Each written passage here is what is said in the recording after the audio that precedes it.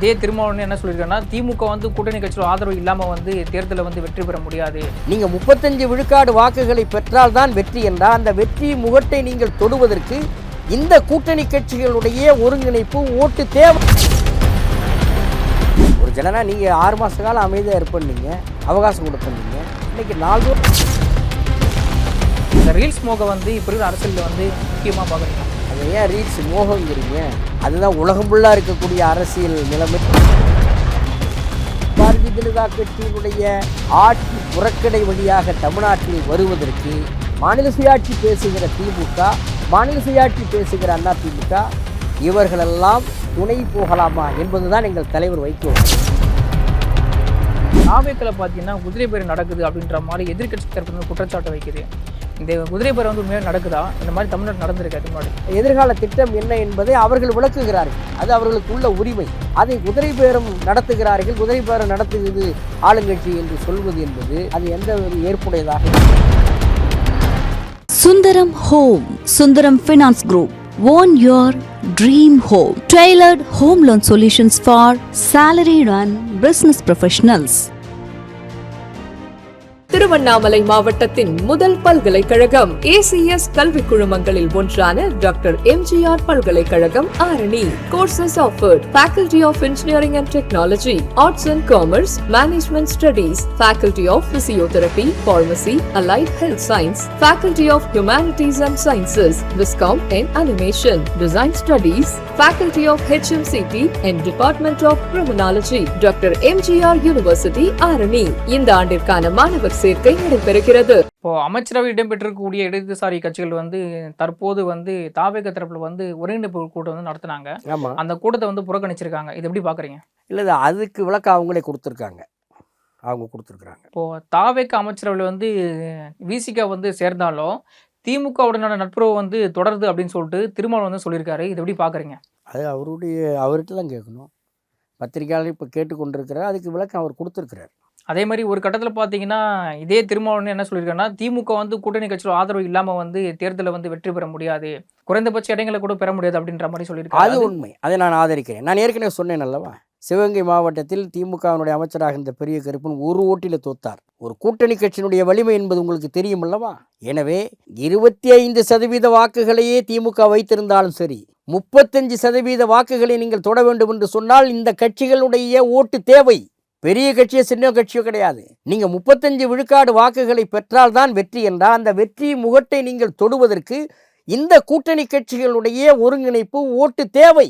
மறுமலர்ச்சி திமுக வலிமையாக இருக்கக்கூடிய தென் மாவட்டங்களிலே திமுக வெற்றி பெற்றிருக்கிறது. இதே கடைநல்லூர் தொகுதியில் திமுக 40 ஆண்டுகளாக வெற்றி பெறவில்லை. மறுமலர்ச்சி திமுக வேட்பாளர் என்று அறிவிக்கப்பட்ட காரணத்தினால் அங்கே எங்கள் எம்எல்ஏ வெற்றி பெற்றிருக்கிறார், எங்கள் வேட்பாளர் வெற்றி பெற்றார். கடைநல்லூரில் கோவில்பட்டியிலே திராவிட முன்னேற்ற கழகம் வெற்றி பெறாது, மறுமலர்ச்சி திமுக ஆதரவோடு வெற்றி பெற்றிருக்கிறது. இப்படி ஏறத்தாழ தென் மாவட்டங்களிலும் மேற்கு மாவட்டங்களிலும் மறுமலர்ச்சி திமுகவினுடைய வாக்குகள் இருக்கக்கூடிய இடங்களிலே ஏறத்தாழ ஒரு 15-16 இடங்கள் திமுக வெற்றி பெற்றிருக்கிறது சொன்னால், ஜனநாயகத்தில் ஒரு கூட்டணி அமைகிற பொழுது சிறு சிறு கட்சிகளினுடைய வாக்கு வங்கியும் வெற்றிக்கு வழிவகுக்கும். 2021 சட்டமன்ற தேர்தல் வெற்றி பெற்றதற்கு பிறகு ஃப்ரண்ட்லைன் ஆங்கில பத்திரிகையில் ராதாகிருஷ்ணன் எழுதினார், திமுக கூட்டணியில் இடம்பெற்றிருக்கிற ஒரு கூட்டணி கட்சி வெளியேறியிருந்தாலும் கூட ஸ்டாலின் ஆட்சி பொறுப்புக்கு வந்திருக்கக்கூடாது என்று தேர்தல் குறித்த ஆய்வு கட்டுரை எழுதுகிற போது அதில் ராதாகிருஷ்ணன் குறிப்பிட்டார்.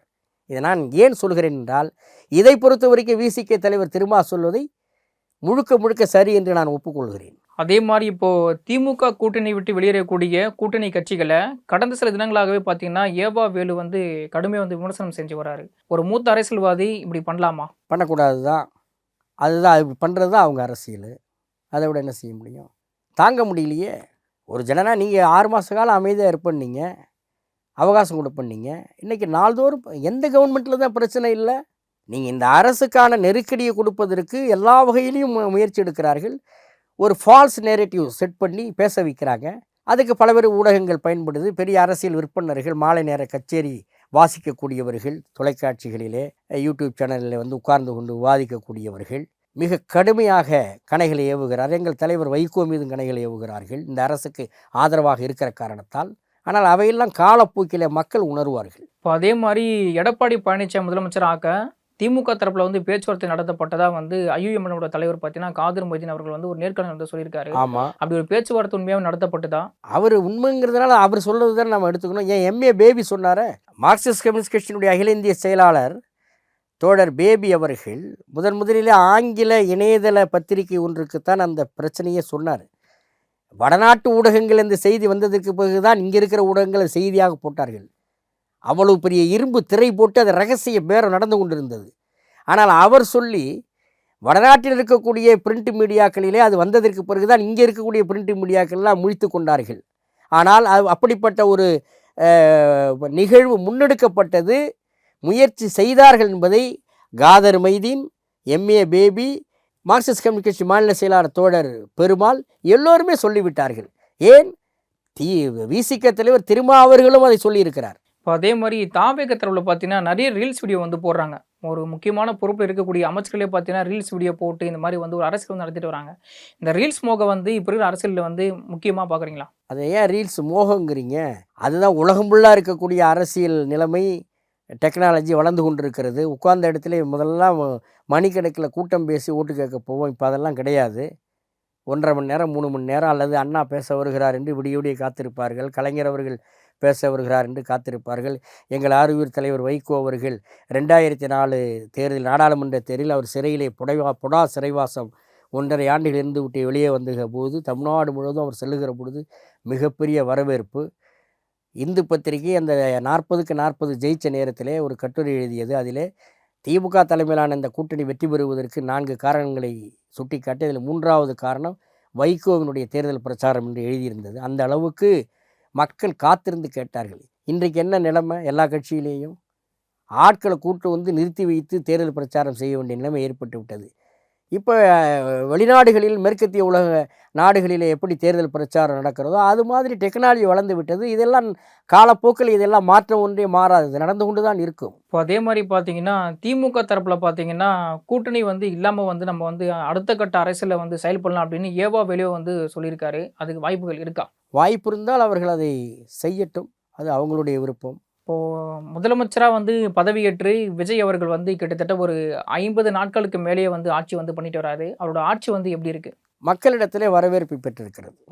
மிக அதிகமாக லஞ்ச ஊழல் இருக்கக்கூடிய இடங்கள் என்று சொல்லப்படுகிற ரெவென்யூ டிபார்ட்மெண்ட், வருவாய்த்துறை, இன்றைக்கு ஒருங்கிணைப்பு குழு கூட்டம் நடைபெற்ற போது தலைவர் வைகோ அவர்களோடு ஜூலை 1ஆம் தேதி கோவளத்தில் நடந்த அந்த தனியார் விடுதியில் நடந்த கூட்டத்திற்கு எங்கள் தலைவரோடு நானும் சென்றிருந்தேன். எங்களுடைய முதன்மை செயலாளர் துரை வைகோ, அவைத்தலைவர் ஆடிட்டர் அர்ஜுன்ராஜ் உள்ளிட்ட எல்லோரும் போயிருந்தோம். அப்பொழுது அந்த கூட்டணி கட்சி தலைவர்கள், முதலமைச்சர் விஜய் உட்கார்ந்திருக்கிறார், அவருடைய அந்த ரவுண்ட் டேபிளிலே எல்லா தலைவரும் உட்கார்ந்துருக்காரு. நாங்கள் எல்லாம் அந்த ஹாலில் உட்கார்ந்துருந்தோம். அப்போ பேசுகிற பொழுது சிதம்பரம் அவர்கள் சொன்னார்கள், லஞ்ச லாவண்யம் என்பது அரசு துறைகளிலே மட்டுப்படுத்தப்பட்டிருக்கிறது என்று வெளிப்படையாகவே சொன்னார். எங்கள் தலைவர் முதலிலே சொல்லிட்டார். அதை வழிமொழிஞ்சு அவர் சொன்னார். அந்த அளவுக்கு வருவாய்த்துறையும் சரி அல்லது பத்திரப்பதிவுத்துறையும் சரி மற்ற அரசு அலுவலகங்களும் சரி அவையெல்லாம் இன்றைக்கு ஏன் தனியார் பள்ளி மெட்ரிகுலேஷன் பள்ளி மாநில செயலாளர் நந்தகுமார் ஒரு பேட்டி வெளிப்படையாக கொடுத்துருக்கிறார். கடந்த காலங்களிலே நாங்கள் பள்ளியினுடைய உரிமத்தை புதுப்பிப்பதற்கு அல்லது பள்ளிகளுக்கு அனுமதி பெறுவதற்கு சென்றால் நாங்கள் செய்ய வேண்டியதை செஞ்சாதான் பெற வேண்டியதை பெற்றுக்கொண்டு எங்களுக்கு அனுமதி கொடுப்பார்கள். ஆனால் இந்த அரசு வந்ததற்கு பிறகு ஏறத்தாழ 1000 பள்ளிகளுக்கு தகுதி அடிப்படையில் ஆய்வு செய்து உடனே கொடுத்து விட்டார்கள் என்று சொன்னார். இவையெல்லாம் பார்க்கிற பொழுது ஒரு நம்பிக்கையை ஊட்டக்கூடிய ஒரு அரசாக இந்த அரசின் தொடக்கம் இருக்கிறது என்று தான் மக்களும் கருதுகிறார்கள், நாங்களும் கருதுகிறோம். இந்த ஆர்டிகல் 356 பயன்படுத்தி பார்த்தீங்கன்னா ஆளுநர்கிட்ட வந்து தற்போது இருக்கக்கூடிய ஆட்சியை வந்து கலைக்க சொல்லி வந்து மனு வந்து கொடுத்துருக்காங்க திமுக தரப்பில். இதை பற்றி நீங்கள் என்ன நினைக்கிறீங்க? இல்லை, அந்த ஜூலை 4ஆம் தேதி திராவிட முன்னேற்றக் கழகத்தின் சார்பில் RS பாரதி அவர்கள் தலைமையிலே வில்சன் MP, ஆஸ்டின் MLA போன்றவர்கள் சென்று மனு கொடுத்துருக்கிறார்கள் இந்த அரசு மீது நடவடிக்கை எடுக்கணும்னு. அதுபோல் அதிமுக சார்பில் அக்ரி கிருஷ்ணமூர்த்தி, இன்பதுரை MP போய் பார்த்துருக்கிறார்கள். அதே போல் அன்றைய தேதியிலேயே நயினார் நாகேந்திரன் BJP தலைவரும் போய் பார்த்துருக்கார். இதைத்தான் மார்க்சிஸ்ட் தலைவர் நம்முடைய தோழர் சண்முகம் அவர்கள் எல்லோரும் போனதை பார்த்தால் சந்தேகமாக இருக்கிறது என்று சொன்னார். அந்த மனுவை குறிப்பிட்டு நடவடிக்கை எடுக்க வேண்டும் என்று சொல்லிவிட்டதற்கு பிறகு மறுநாள் பத்திரிகையில் வந்த செய்தி, இந்தியன் எக்ஸ்பிரஸ் உள்ளிட்ட பத்திரிகைகளில், அதே போல் பிரிண்ட் இணையதளத்தில் வந்த செய்தி, ஆர்டிக்கிள் 167 படி ஆளுநர் நடவடிக்கை எடுக்க வேண்டும், அப்படி இல்லாவிட்டால் மத்திய அரசுக்கு, ஒன்றிய அரசுக்கு 356வது பிரிவின் கீழ் இந்த அரசின் மீது நடவடிக்கை எடுப்பதற்கு பரிந்துரை செய்ய வேண்டும் என்று சொன்னதாக பிரிண்ட் இணையதளத்திலே நானே படித்தேன், வந்திருக்கிறது. அப்படி என்றால் என்ன அர்த்தம்? 356 பிரிவை அவ்வளவு பயன்படுத்தி அவ்வளவு எளிதிலே ஆட்சியை கலைத்து விட முடியாது. ஏனென்றால் எஸ்ஆர் பொம்மை வழக்கிலே உச்சநீதிமன்றத்தினுடைய வழிகாட்டுதல் தெளிவாக இருக்கிறது. ஆனால் 356வது பிரிவை பயன்படுத்தினால் ஒருவேளை மெஜாரிட்டி இல்லை என்று சொல்லி நம்பிக்கையில்லா தீர்மானம் கொண்டு வந்து ஆட்சியை கவிழ்த்து சட்டமன்றத்தை முடக்கலாம். அப்போ ஆட்சியை நடத்தப்போவது யார்? ஆளுநர். மத்திய அரசாங்கத்தினுடைய நேரடி முகவராக இருக்கக்கூடிய தமிழ்நாட்டினுடைய பொறுப்பு ஆளுநர் ராஜேந்திர விஸ்வநாத் அர்லேக்கர், அவருடைய ஆட்சி வருவதற்கு இவர்கள் போய் மனு கொடுக்கிறார்களா? அதுதான் எங்கள் கேள்வி. பாஜக எதிர்க்குன்னு சொல்லிட்டு பாஜகவை எதிர்க்க வேண்டும் என்று சொல்லக்கூடியவர்கள் புறக்கடை வழியாக பாஜகவினுடைய பாரதிய ஜனதா கட்சியினுடைய ஆட்சி நடத்துவதற்கு ஆளுநர் அதுக்கு வழிவகை செய்வதற்கு அப்படி என்ன அவசியம்? 356 பிரிவை பயன்படுத்தக்கூடிய அளவுக்கு தமிழ்நாட்டில் என்ன நடந்து விட்டது? இந்தியா முழுவதும் கட்சி தாவல்கள் நடைபெறுகின்றன. 15 ஆண்டு காலம் அந்த மேற்கு வங்காளத்தை கட்டி ஆண்டவர், பெண் புலியாக சீறியவர் மம்தா பானர்ஜி. இன்றைக்கு கட்சி அவர் கையில் இல்லை. அவரால் உருவாக்கப்பட்ட எம்எல்ஏக்கள் அவரிடத்தில் இல்லை. 20 எம்பிக்கள் அவரிடத்தில் இல்லை. இன்னும் சொல்லப்போனால் அவர் ஒரு பெண் தலைவராக உருவெடுத்து ஒரு தனித்துவமான அடையாளத்தோடு திரிணாமுல் காங்கிரஸ் கட்சி உருவாக்கி கோடிக்கணக்கான வங்கத்து மக்களினுடைய அன்பை பெற்று ஆட்சிப்பிடத்திற்கு வந்தார், தன்னந்தனியனாக போராடி. அவருடைய கட்சி ஆஃபீஸ் இன்றைக்கு அவர்கிட்ட இல்லை. இதை செய்தது யார்? பாரதிய ஜனதா கட்சி. மராட்டிய மாநிலத்தை கட்டி ஆண்டவர் பால் தாக்கரே, சிவசேனா கட்சி. மராட்டிய மண்டலம் நமதே என்று சொல்லி மராட்டியத்திலே அசைக்க முடியாத சக்தியாக இருந்த சிவசேனா கட்சி. அந்த கட்சியோடு தொடர்ந்து கூட்டணியில் இருந்த பாரதிய ஜனதா கட்சி அந்த கட்சியை பிளவுபடுத்தி சிதைத்து சின்னாபின்னமாக்கி இன்றைக்கு ஒன்றுமில்லாமல் ஆக்கிவிட்டார்கள். சரத்பவார் கட்சி என்ன நடந்தது? பிளவுபடுத்தினார்கள். அதே போல பஞ்சாபில் அகாலிதள கட்சி, பிரகாஷ் சிங் பாதல் எங்கள் தலைவருடைய நெருங்கிய நண்பர், செல்வாக்கு மிக்க கட்சியாக இருந்தது. அந்த கட்சி பாரதிய ஜனதா கட்சியினுடைய கூட்டணி கட்சியாக வாஜ்பாய் காலத்திலிருந்து இருந்தது. அந்த கட்சியும் அங்கே நொறுங்கி அடித்தளம் நொறுங்கி விட்டது. இப்படி எல்லா இடங்களிலும் செல்வாக்கு மிக்க மாநில கட்சிகளை உடைத்து நொறுக்கி சிதைப்பது பாரதிய ஜனதா கட்சியினுடைய நோக்கம். அதற்கு திட்டமிட்டு செயல்படுகிறார்கள். அப்படிப்பட்ட பாரதிய ஜனதா கட்சியினுடைய ஆட்சி புறக்கடை வழியாக தமிழ்நாட்டில் வருவதற்கு மாநில சுயாட்சி பேசுகிற திமுக, மாநில சுயாட்சி பேசுகிற அதிமுக, இவர்களெல்லாம் துணை போகலாமா என்பதுதான் எங்கள் தலைவர் வைகோ வைக்கிற கேள்வி. வீட்டுமா செயல்படுறாங்க அப்படின்ற மாதிரி நீங்கள் சொல்கிறது தான் இருக்குது அதுக்கு பதில். இப்போ அதே மாதிரி தேர்தல் பிரச்சாரத்தின் போது விஜய் அவர்கள் என்ன சொன்னார்னா, நான் நேர்மையான ஊழலற்ற அரசியலை வழங்குவேன் அப்படின்னு சொல்லிட்டு மக்களுக்கு வாக்குறுதி வழங்கினார். ஆனால் இப்போ நடக்கக்கூடிய காலகட்டத்தில் பார்த்தீங்கன்னா ஏடிஎம்கில் இருக்கக்கூடிய முக்கியமான 2 அமைச்சர்கள், முன்னாள் அமைச்சர்கள், விஜயபாஸ்கர்கள் அப்படின்னு சொல்லக்கூடிய அமைச்சர்கள் மேலே பல்வேறு ஊழல் வழக்குகள் இருக்குது. அவர்களை கட்சியில் இணைத்துக் கொள்ளிருக்கார். இது எப்படி பார்க்குறீங்க? அந்த விஜய் அமைச்சரவையில் அமைச்சராக இருக்கக்கூடியவர் மருத்துவத்துறை அமைச்சராக இருக்கக்கூடிய அருண்ராஜ் அதற்கு பதில் சொல்லியிருக்கிறார், தெளிவாக சொல்லியிருக்கிறார். அவர்கள் மீது ஊழல் குற்றச்சாட்டுகள் இருந்தால் அந்த ஊழல் வழக்குகளை சந்தித்து நிரபராதி என்று அவர்கள் வழக்கிலிருந்து வெளியேற வேண்டும், வழக்கிலிருந்து விடுபட வேண்டும் என்றால் அது அவர்களை பொறுத்தது என்று தெளிவாக சொல்லியிருக்கிறார். இப்போ அதே மாதிரி பார்த்தீங்கன்னா இந்த தாவேக்களை பார்த்தீங்கன்னா குதிரை பேர் நடக்குது அப்படின்ற மாதிரி எதிர்கட்சி தரப்பு குற்றச்சாட்டு வைக்குது. இந்த குதிரை பேர் உண்மையாக நடக்குதா? இந்த மாதிரி தமிழ்நாடு நடந்திருக்கு அதுக்கு முன்னாடி? எம்எல்ஏக்கள், ஒரு கட்சியின் சார்பில் தேர்ந்தெடுக்கப்பட்டிருக்கிற எம்எல்ஏக்கள் தங்கள் சுய விருப்பத்தின் அடிப்படையில் ராஜினாமா செய்யலாம். அரசியல் சட்டம் அதற்கெல்லாம் தடை போடவில்லை, அரசியல் சாசனம் அதற்கு தடை போடவில்லை. நான் அதற்கு தான் இந்தியா முழுவதும் இருக்கிற உதாரணத்தை சொன்னேன். எனவே ஒரு தேர்ந்தெடுக்கப்பட்ட ஒரு சட்டமன்ற உறுப்பினரோ நாடாளுமன்ற உறுப்பினரோ தன் சுய விருப்பப்படி தன் பதவியை ராஜினாமா செய்வதற்கு அரசியல் சட்டம் தடுக்கவில்லை.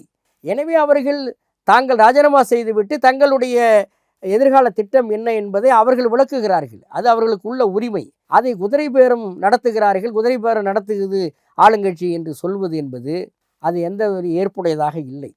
அதே மாதிரி இந்த குதிரை பேரத்திலே பார்த்தீங்கன்னா, ஒரு 40 நாட்களாக பார்த்தீங்கன்னா, தாவேக் எம்எல்ஏக்களை குறிவைத்து செந்தில் பாலாஜி தலைமையிலான குழு வந்து கிட்டத்தட்ட ஒரு ஒரு ஆளுக்கு பார்த்தீங்கன்னா, 50 கோடியிலேருந்து ஒரு 35 கோடி வரைக்கும் பேரம் பேசி தான் வந்து செந்தில் பாலாஜி வந்து தலைமறைவானாரு. இத பத்தி எப்படி பார்க்குறீங்க?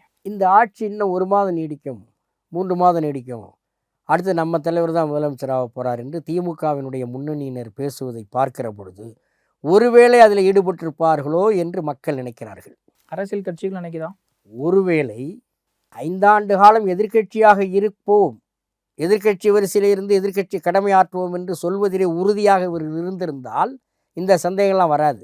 இல்லை இந்த ஆட்சி 1 மாதத்தில் கலைஞ்சிரும், 2 மாதத்தில் கலைஞ்சிரும், அடுத்தது நம்ம தலைவர் தான் வரப்போகிறார் என்று திமுகவினுடைய தலைவரே பேசுகிறார், எதிர்க்கட்சி தலைவர் பேசுகிறார், முன்னணி தலைவர்கள் பேசுகிறார்கள் என்றால், ஒருவேளை இது போன்று ஆட்சியை கவிழ்ப்பதற்கு குதிரை பேரத்திலே அவர்கள் ஈடுபடுகிறார்களோ என்று மக்களுக்கு அந்த சந்தேகம் வருவதும், அரசியல் கட்சிகளுக்கு அந்த சந்தேகம் வருவதும் இயற்கை தான். அதே மாரி சட்டமன்றத்தில பார்த்தீங்கன்னா, வழக்காடு மொழிகள் மறைந்து சைகை மொழிகள் வந்து இப்போ வந்து பயன்படுத்தப்படுது. இந்த சைகை மொழிகள வந்து எப்படி பார்க்குறீங்க? சைகை மொழியில் பேசக்கூடாது என்று சட்டத்திட்ட விதிகளில் இருக்கிறதா இல்லையா என்று தெரியவில்லை. ஆனால் அது நாடாளுமன்றமோ சட்டமன்றமோ சைகை மொழி என்று அது தடுப்பதற்கான சட்டப்பிரிவுகள் சட்டமன்ற விதிமுறைகளில் இருக்கிறதா இல்லையா என்பதை சபாநாயகர் விளக்கியிருக்கிறார். பாஜகலேருந்து விலகி அண்ணாமலை அவர்கள் பார்த்தீங்கன்னா, வி த லீடர் அப்படின்னு சொல்லிட்டு ஒரு குரூப் வந்து ஃபார்ம் பண்ணியிருக்காரு. அந்த குரூப்பில் பார்த்தீங்கன்னா, கிட்டத்தட்ட ஒரு 10 லட்சத்துக்கு மேலே பார்த்தீங்கன்னா மெம்பர் வந்து சேர்ந்திருக்காங்க. அவரோட வருகையால் தமிழ்நாட்டு அரசியலில் ஏதாச்சும் மாற்றம் ஏற்படுமா? இல்லை வாக்குகள் சிதறக்கூடிய வாய்ப்புகள் இருக்கா? பாரதிய ஜனதா கட்சி தலைவராக, மாநில தலைவராக அவர் பொறுப்பேற்ற பொழுது ஒரு மிஸ்டு கால் கொடுத்தா இணைந்து விடலாம் என்று சொன்னார்கள். பல லட்சம் பேர் உறுப்பினர்களாக சேர்ந்து விட்டார்கள் பிஜேபியில் என்று பிரச்சாரம் செய்தார்கள். ஊடகங்கள் துள்ளி குதித்தன. தமிழ்நாட்டை காப்பதற்கு வந்த ஆபத்து ரட்சகன் அண்ணாமலை என்று சொல்லி அவரை தூக்கி வைத்து கொண்டு கொண்டாடினார்கள். அவர்கள் அதுக்கு பிறகு காட்சி மாறியது, வேறு ஒரு மாநில தலைவரானார், ஒரு மாநில தலைவர் வந்து நீக்கப்பட்டார். இப்பொழுது எங்களுடைய சந்தேகம், அரசியல் கட்சிகளுடைய சந்தேகம், எங்களைப் போல இருக்கக்கூடியவர்களுடைய சந்தேகம், தமிழ்நாட்டிலே ஒரு இளைய சக்தியை ஒருமுகப்படுத்தி ஒரு வலிமையான இடத்திற்கு விஜய் வந்திருக்கிறார். அவர் ஒரு திரை நட்சத்திரம், எளிதாக மக்களிடத்திலே இளைஞர்களிடத்திலே போய் சென்று சேர்ந்து விட்டார். ஆக ஒரு வலிய சக்தியாக இருக்கிற பொழுது திராவிட இயக்கத்தினுடைய கொள்கைகளை அவர் பேசுகிறார். அடிப்படையில் அதுதான் எங்கள் தோழர் துரைவைக்கு கூட சொன்னார், அது ஒரு திராவிட கட்சி தான் சொன்னார். எங்கள் தலைவர் கூட சொன்னார், அது சமூக நீதியாகட்டும், மாநில உரிமையாகட்டும், அல்லது மதசார்பின்மையாக இருக்கட்டும், சமத்துவமாக இருக்கட்டும், பேசுகிற பொழுது, அப்படி பேசுகிற பொழுது இதை எதிர்கொள்ளுகிற சக்தி பாரதிய ஜனதா கட்சிக்கு தமிழகத்திலே நிச்சயமாக முடியாது என்று அவர்கள் கருதுகிறார்கள். நான் இன்னொரு செய்தி, உங்களுக்கு வரலாற்று செய்தியை முதலில் உங்கள் இந்த பதிவில் நான் சொல்ல விரும்புகிறேன். 1992ஆம் ஆண்டு இல்லஸ்ட்ரேட்டட் வீக்லி பத்திரிகை, அந்த காலத்திலே வந்து குஷ்வந்த் சிங் ஆசிரியராக இருந்து நீளமான பத்திரிகை, மிகுந்த பரபரப்பான பத்திரிகை. அந்த பத்திரிகையில் கோவிந்தாச்சாரியாருங்கிற ஆர்எஸ்எஸ் அமைப்பினுடைய துணைத் தலைவராக இருந்தவர், தமிழ்நாட்டுக்காரர், அவர் ஒரு பேட்டி கொடுத்தார். இன்னும் ஒரு 40 ஆண்டு காலத்துக்குள் தமிழ்நாட்டிலே திராவிட இயக்க அரசியலே அற்று போய்விடும், மெல்ல மெல்ல நாங்கள் அந்த இடத்துக்கு வருவோம், அதற்கு நாங்கள் ஒரு 40 ஆண்டு கால செயல் திட்டத்தை வடித்தெடுத்திருக்கிறோம் என்று எப்பொழுது சொல்கிறார்? 92ல் சொல்கிறார். ஆர்எஸ்எஸ் என்பது ஒரு வலிய அமைப்பு, வலைப்பின்னல்களைப் போல ஏராளமான 200க்கும் மேற்பட்ட துணை அமைப்புகளை கொண்டிருக்கிற, உலகத்திலேயே ஆர்எஸ்எஸ் மாதிரி ஒரு வலைப்பின்னல் கொண்ட ஒரு அவர்கள் நம்புகிற கொள்கைக்காக, அவர்கள் ஏற்றுக்கொண்ட கொள்கைக்காக எல்லா வகையிலும் பணியாற்றக்கூடிய, யாருன்னே தெரியாது ஆர்எஸ்எஸ் எல்லா துறையிலும் இந்தியாவிலே ஊடுருவி விட்டது. அப்படிப்பட்ட ஒரு நிறுவனம் ஆர்எஸ்எஸ் தமிழ்நாட்டிலே இந்த திராவிட இயக்கத்தினுடைய அடிப்படையை தகர்க்க வேண்டும் என்று 92லே முடிவெடுத்திருக்கிறார்கள். இப்படி அதை நெருங்கி வந்து கொண்டிருக்கிறார். 40 ஆண்டுகள் என்று அவர் சொன்ன கணக்கு வந்துவிட்டது. அதற்கான மாற்றமா தாவேக ஆட்சி அப்படி என்று நினைத்தார்கள். ஆனால் தமிழ்நாட்டினுடைய டைனமிக்ஸ், தமிழ்நாட்டினுடைய அரசியல் சூழல் அதுக்கு இடம் கொடுக்கவில்லை. பெரியாரே மண்ணு தான், பெரியார் மண்ணு கிடையாதுன்னு ஒருத்தர் சொன்னார். பார்ப்பன கடப்பாறை எடுத்துக்கொண்டு திராவிட கோட்டையை உடைப்பேன்னாரு. தமிழ்நாட்டு மக்கள் தேர்தலில் ஒன்று எங்கே கொண்டு வச்சாங்க? பெரியார் மண்ணுங்கிறத நிரூபிச்சுட்டாங்க. எனவே தமிழ்நாட்டில் அதெல்லாம் நடக்காது. இது அந்த காலத்தில் இதில் இவர்களையெல்லாம் விட மூத்தவர் மூதறிஞர் ராஜாஜி உடம்பெல்லாம் முளை என்று சொல்லப்பட்ட மூதறிஞர் ராஜாஜி அவரெல்லாம் முயற்சி பண்ணி வேறு வழி இல்லாது தான் அவர் அண்ணா கூட கூட்டணி வைக்க வந்தார். திராவிட முன்னேற்ற கழகத்தோடு கூட்டணிக்கு அறிஞர் அண்ணா அவர்கள் கூட்டணி வைத்து சுதந்திரா கட்சி நின்றது. ஆக தமிழ்நாட்டினுடைய பழைய வரலாறுலாம் பார்த்தா இவங்களெல்லாம் விட மிகப்பெரிய தாத்தாலாம் இருந்திருக்கிறாங்க. தமிழ்நாட்டில் இந்த மனப்பான்மை திராவிட இயக்கத்தோடு ஒற்றுப்போகக்கூடிய தமிழ்நாட்டை மாற்றுவதற்கு முடியாது. எனவே ஆர்எஸ்எஸ் பாரதிய ஜனதா என்பது தங்களுடைய யுக்திகளை மாற்றி இருக்கிறார்கள். அதற்கு அண்ணாமலை ஒரு கருவியாக பயன்படுத்த தொடங்கி இருக்கிறார்கள் என்பதுதான் எங்களுடைய உறுதியான கருத்து. ஆனால் இதுவும் முறியடிக்கப்படும். வரக்கூடிய காலகட்டத்தில் தாவேக்காவுடன் இணைந்து மதிமுக செயல்படும் அப்படின்னு வைகோ அவர்கள் சொல்லியிருக்காரு. இது எந்த அளவுக்கு உறுதியாக நம்புறீங்க? தமிழ்நாட்டின் நலனுக்காக எங்கள் தலைவர் வைகோவை பொறுத்தவரையில் 62 ஆண்டு கால அரசியல் பொது வாழ்க்கைக்கு சொந்தக்காரர். அரசியல் அரங்கத்தில் ஆள்காட்டி எவரும் குற்றம் சொல்ல முடியாத நேர்மையான அரசியல் பாதையை எங்கள் தலைவர் வைகோ நடத்தி கொண்டிருக்கிறார். பல குற்றச்சாட்டுக்களை வைக்கலாம். ஆனால் தமிழ்நாட்டினுடைய அரசியல் கட்சியில் வைகோ போன்ற ஒரு ஆளுமையை பார்க்க முடியாது. ஆட்சி பலத்திலே கிடையாது, அதிகார பலத்திலே நாங்கள் இல்லை. ஆனால் 32 ஆண்டுகளாக தமிழ்நாட்டினுடைய வாழ்வாதாரங்களுக்காக போராடி வெற்றி பெற்றிருக்க முல்லை பெரியார் இருந்து அணை பாதுகாக்கப்பட்டது என்றால் அது தலைவர் வைகோவால். நச்சு ஆலை ஸ்டெர்லைட் ஆலை மூடப்பட்டிருக்கிறது என்றால் அது எங்கள் தலைவர் வைகோவால். மேற்கு தொடர்ச்சி மலை இன்றைக்கு வயநாட்டில் பார்க்கும் நிலச்சரிவு, இந்த நிலச்சரிவுகள்லாம் வரக்கூடாது என்பதற்காகத்தான் 2013ஆம் ஆண்டு அன்றைக்கு மாதவ் காட்கில் பரிந்துரையாக இருந்தாலும் சரி, கஸ்தூரிரங்கன் பரிந்துரையாக இருந்தாலும் சரி, வளர்ச்சி திட்டங்கள் என்ற பெயரில் மேற்கு மலை தொடர்ச்சி மலைகளை அழித்து விடாதீர்கள் என்று சொன்னபோது ஆதரித்து அறிக்கை கொடுத்த தமிழ்நாட்டு தலைவர் வைகோ ஒருவர் தான். அம்பரப்பர் மலையில் நீட்டுணோ திட்டத்தை கொண்டு வந்தால் இடுக்கி அணை அழிந்து போகும், முல்லை பெரியாறு அணை அழிந்து போகும் என்று சொல்லி போராட்டம் நடத்தியது மட்டுமல்ல, நாடாளுமன்றத்திலே குரல் கொடுத்தது மட்டுமல்ல, மதுரை நீதிமன்றத்தில் சென்னை உயர்நீதிமன்ற மதுரை கிளையில் வழக்கு தொடர்ந்து அதை தடுத்து நிறுத்தியவர் எங்கள் தலைவர் வைகோ. 30,000 பேர் பணியாற்றக்கூடிய நெய்வேலி பழுப்பு நிலக்கரி நிறுவனத்தினுடைய பங்குகள் 1992ஆம் ஆண்டு 51 விழுக்காடு பங்குகளை விற்பனை செய்வதற்கு வாஜ்பாய் அரசு முயற்சி எடுத்த நேரத்திலே நான் அங்கே பணியாற்றி கொண்டிருந்தேன், பொறியாளராக பணியாற்றி கொண்டிருந்தேன். 2002 மார்ச் மாதம் 19ஆம் தேதி தலைவர் வைகோ அவரிடத்தில் கொண்டு வந்து கொடுத்த உடனே அந்த பிரச்சனையை நாடாளுமன்றத்தில் எழுப்பி பேச செய்து, அனைத்து கட்சி தலைவர்களையும் பேச செய்து, வாஜ்பாயை சந்தித்து இன்றைக்கு நெய்வேலி பழுப்பு நிலக்கரி நிறுவனம் பொதுத்துறை நிறுவனமாக நீடிக்கிறது என்றால் அதுக்கு வைகோ தான் காரணம். தமிழ்நாட்டினுடைய எல்லா நதிநீர் உரிமைகளுக்காக போராடி இருக்கிறார், தொடர்ந்து போராடி கொண்டே இருக்கிறார். எனவே முழு மதுவிலக்கு நடைமுறைப்படுத்துகிறார்களோ இல்லையோ அந்த இலக்கை நோக்கி பயணிக்க வேண்டும் என்பதற்காக கிட்டத்தட்ட தமிழ்நாட்டினுடைய வரலாற்றில் 6500 கிலோமீட்டர் நடைபயணம் போயிருக்கிறார். 5 ஆண்டுகள் சிறையில் இருந்திருக்கிறார். அவர் எந்த முடிவு எடுத்தாலும் தமிழ்நாட்டின் நலனுக்காக, தமிழக மக்களின் நலனுக்காகத்தான் இருக்கும்.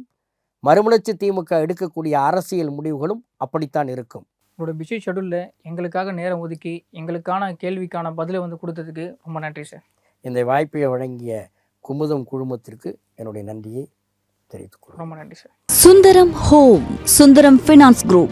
Own your dream home. Tailored home loan solutions for salaried and business professionals. Tiruvannamalai மாவட்டத்தின் முதல் பல்கலைக்கழகம் ஏசிஎஸ் கல்வி குழுமங்களில் ஒன்றான டாக்டர் எம்ஜிஆர் பல்கலைக்கழகம் Arani. Courses offered: Faculty of Engineering and Technology, Arts and Commerce, Management Studies, Faculty of Physiotherapy, Pharmacy, Allied Health Science, Faculty of Humanities and Sciences, Viscom and Animation, Design Studies, Faculty of HMCT and Department of Criminology, doctor MGR university Arani. இந்த ஆண்டிற்கான மாணவர் சேர்க்கை நடைபெறுகிறது.